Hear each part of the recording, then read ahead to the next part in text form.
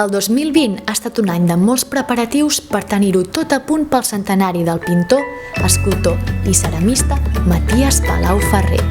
D'aquesta manera, i malgrat el context general, el 2020 hem seguit estudiant i catalogant l'obra de l'artista i hem dut a terme actuacions molt especials per recordar l'art i els valors de Palau Ferrer.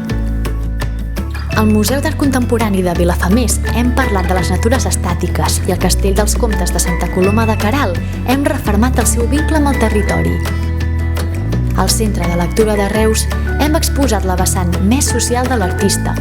Amb Amnistia Internacional i l'Ajuntament de Tarragona hem reivindicat el compromís de Palau Ferrer amb els drets humans i també aquest 2020 hem fet evident que, seguint el llegat del missioner Vicenç Ferrer, un mural de Maties Palau Ferrer és avui una icona solidària a l'Índia.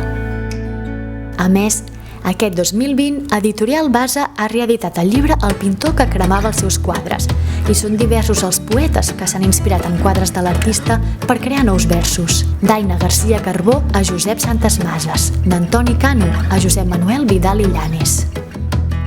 Amb tot aquest bagatge, el 2021, el del centenari de Palau Ferrer, serà encara més especial.